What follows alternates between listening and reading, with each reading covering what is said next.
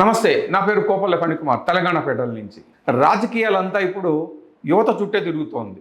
యువత లేకపోతే జంజీ వాళ్ళ ఓట్ల కోసం రాజకీయ పార్టీలు నానా పాటలు పడుతున్నాయి. ఇవన్నీ కూడా ఓట్ల కోసం పడుతున్న పాటలులాగానే కనబడుతోంది వీళ్ళ మాటలన్నీ వింటుంటే.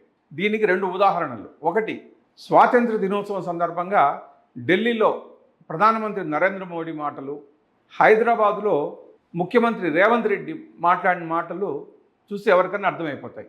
మోడీ ఏమంటారు, యువతను ఆకట్టుకోవడం కోసం ఈ ఏడాది 1 కోటి మందికి ఆర్టిఫిషియల్ ఇంటెలిజెన్స్లో ప్రత్యేకమైన ట్రైనింగ్ ఇచ్చే కార్యక్రమం తీసుకొస్తున్నట్లు చెప్పారు.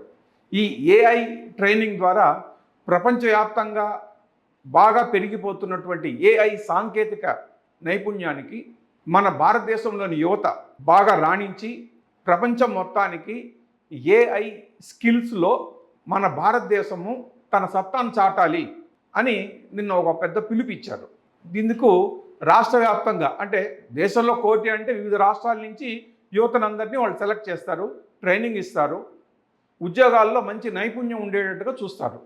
మరి ఆర్టిఫిషియల్ ఇంటెలిజెన్స్లో స్కిల్స్కి ప్రత్యేక శిక్షణ 1 కోటి మంది అనే విషయం ఇంతకుముందు ఎందుకు చెప్పలేదు నరేంద్ర మోడీ?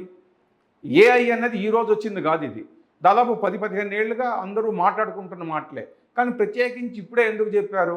ఎందుకు అంటే నీట్ ప్రశ్నపత్రం లీకేజీ, ఆ తర్వాత జరిగిన పరిణామాలు, కాక్రోచ్ జనతా పార్టీ పుట్టుక, దాని తర్వాత పరిణామాలు, నీట్ పరీక్ష రద్దవడం, చివరికి ఇది కేంద్ర విద్యాశాఖ మంత్రి ధర్మేంద్ర ప్రధాన్ రాజీనామా వరకు అందరికీ తెలిసిన విషయాలే. ఈ పరిణామాలతో సిజేపీ కావచ్చు లేదా యువత కావచ్చు, వాళ్ళ యొక్క పట్టుదల, వాళ్ళ యొక్క ఉద్యమం ఫలితం ఏమిటి అనేది అందరికీ అర్థమైంది. దేశవ్యాప్తంగా నరేంద్ర మోడీ మీద పెరిగిపోతున్నటువంటి వ్యతిరేకత, యువతలో పెలుగుతున్న ఆగ్రహం స్పష్టంగా కనబడుతోంది. సో తన వైఖరికి వ్యతిరేకంగా లేదా కేంద్ర ప్రభుత్వానికి వ్యతిరేకంగా యువత ఉద్యమిస్తున్నారు, వాళ్ళు తీవ్ర అసంతృప్తితో ఉన్నారు అన్న విషయం నరేంద్ర మోడీకి ఇంతకాలానికి అర్థమైంది. అందుకనే పదే పదే ఎక్కడ చూసినా, అంటే కేంద్ర మంత్రులు కావచ్చు, బీజేపీ సీనియర్ నేతలు కావచ్చు, నరేంద్ర మోడీ కావచ్చు, ప్రత్యేకంగా యువతను ఆకట్టుకోవడానికి నానా పాటలు పడుతున్నారు. మరి యువత నరేంద్ర మోడీ విధానాలకు ఆకర్షితులు అవుతారా? చూడాల్సింది. ఇక మన రాష్ట్రానికి సంబంధించి రేవంత్ రెడ్డి మాటలు కూడా అలానే ఉన్నాయి దాదాపు. ఎందుకు? స్వాతంత్ర దినోత్సవ వేడుకల సందర్భంగా రేవంత్ మాట్లాడుతూ ప్రతి 6 నెలలకు ఒక నోటిఫికేషన్ ఇస్తారట. ఈ నోటిఫికేషన్ ఏమిటంటే ఉద్యోగాల భర్తీకి. మరి 2023 ఎన్నికల సందర్భంగా, అంటే అసెంబ్లీ ఎన్నికల ప్రచారంలో రేవంత్ రెడ్డి చేసిన వాగ్దానం ఏమిటి? యువతకు తమ అధికారంలోకి రాగానే ఏడాదికి 2 లక్షల ఉద్యోగాలు భర్తీ చేస్తామని చెప్పారు.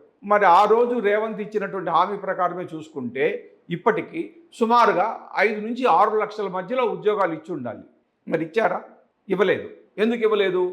కేవలం ఒక 60 నుంచి 70 వేల ఉద్యోగాలు మాత్రమే భర్తీ చేశారు. ఒక 5-6 వేల ఉద్యోగాలకు నోటిఫికేషన్లు ఇచ్చారు.